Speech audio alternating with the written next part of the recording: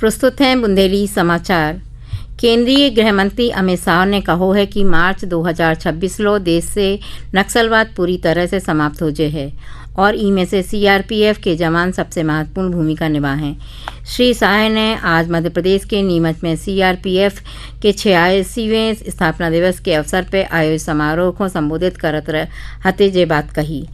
देश के अमर शहीदों बलिदानों को नमन करत भय श्री शाह ने कहा है कि देश के इतिहास में सुरक्षा बलों के अमर शहीदों की शौर्य गाथा स्वर्ण अक्षरों में लिखी जा है। उन्होंने सीआरपीएफ के शहीद जवान के परिवारों की सराहना करत भय कहा है कि देश सशक्त और समृद्ध बन रहा है। इनमें उनके परिवारों को अतुलनीय योगदान है। कार्यक्रम में श्री शाह ने जवानों को वीरता पुरस्कार से सम्मानित करो। उनने शहीद स्थल पर शहीदों को श्रद्धांजलि अर्पित करी और परेड को निरीक्षण भी करो। कार्यक्रम में मध्य प्रदेश के मुख्यमंत्री डॉक्टर मोहन यादव और सीआरपीएफ महानिदेशक ज्ञानेंद्र प्रताप सिंह भी शामिल थे। सर्वोच्च न्यायालय ने आज केंद्र सरकार के ई आश्वासन को दर्ज करो है कि अगली सुनवाई लो वक्फ संशोधन अधिनियम 2025 के तहत वक्फ बोर्ड या केंद्रीय वक्फ परिषद में कोनो नई नियुक्ति नहीं करी जाए है। मुख्य न्यायाधीश संजीव खन्ना की अगुवाई में ये बात कही गई। न्यायमूर्ति संजय कुमार और केपी विश्वनाथन के संगे महाधिवक्ता तुषार मेहता के ई आश्वासन पे भी गौर करो गयो है कि मौजूदा वक्फ संपत्तियों की स्थिति जिनमें उपयोगकर्ता द्वारा वक्फ के रूप में वर्गीकृत संपत्तियां भी शामिल हैं, फिलहाल अपरिवर्तित रहें। न्यायालय ने केंद्र को वक्फ अधिनियम 1995 में हाल ही में करे गए संशोधन की संवैधानिक वैधता को चुनौती देवे वाली और रोक लगावे की मांग करवे वाली याचिकाकर्ताओं के समूह पे 7 दिनों के भीतर अपना जवाब दाखिल करवे को निर्देश दो है। याचिकाओं की बड़ी संख्या के कारण पीठ ने याचिका कार्यकर्ताओं से सुनवाई के लाजे 5 प्रमुख मामलों की पहचान करवे को कहो है। ई मामले की सुनवाई अब 5 मई को हुई है। रक्षा राज्य मंत्री राजनाथ सिंह ने कहा है कि सरकार ने रक्षा बजट के 75वें भाग घरेलू कंपनियों से खरीद के लाजे आरक्षित करो है।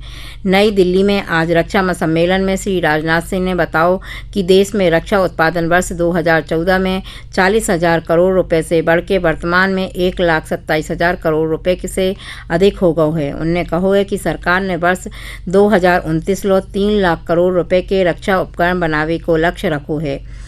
मुख्यमंत्री डॉक्टर मोहन यादव और केंद्रीय वन पर्यावरण एवं जलवायु परिवर्तन मंत्री भूपेंद्र यादव मध्य प्रदेश के जनजातीय क्षेत्रों में वन पुनर्स्थापन, जलवायु परिवर्तन और समुदाय आधारित आजीविका जैसे महत्वपूर्ण विषयों पर कल 2 दिवसीय राष्ट्रीय कार्यशाला को शुभारंभ कर हैं। भोपाल में आयोजित होने वाली कार्यशाला में विकसित भारत @ 247 के लक्ष्यों को वनों की भूमिका में मंथन हुई है। कार्यशाला में प्रदेश के जनजातीय कार्य मंत्री डॉक्टर कुंवर विजय शाह स्वागत उद्बोधन दे हैं। इस अवसर पे जनजातीय समुदाय और प्राकृतिक संरक्षण पे केंद्रित ऑडियो विजुअल प्रस्तुति भी दी है। राज्यपाल मंगू भाई पटेल राष्ट्रीय कार्यशाला के समापन सत्र में मुख्य अतिथि के रूप में हुई हैं। भारत को स्मार्टफोन निर्यात पिछले वर्ष में 2 लाख करोड़ रुपए के रिकॉर्ड स्तर लो पहुंच गए है। स्मार्टफोन पे पिछले वित्तीय वर्ष के पहले 10 महीनों में भारत को सबसे बड़ो निर्यात बन के उभरो है। जानकारी इलेक्ट्रॉनिक्स और सूचना प्रौद्योगिकी मंत्री अश्विनी वैष्णव ने एक सोशल मीडिया पोस्ट में दी है। उन्होंने कहा है कि 2013-14 में देश को स्मार्टफोन निर्यात 167वें स्थान पे हतो और अब पहले स्थान पे पहुंच गए है। सन 1857 की क्रांति के प्रमुख योद्धा तात्या टोपे की याद में शिवपुरी जिला में स्वराज संस्थान भोपाल एवं जिला प्रशासन के समन्वय से 2 दिवसीय शहीद मेला कल से आयोजित करोजे है। शिवपुरी में तात्या टोपे समाधि स्थल पे जो मेला आयोजित करोजे है, जिला प्रशासन द्वारा अमर शहीद तात्या टोपे की प्रतिमा पे पुष्पांजलि गार्ड ऑफ ऑनर दौजे है। शाम को सांस्कृतिक कार्यक्रमों को आयोजन भी कराओजे है।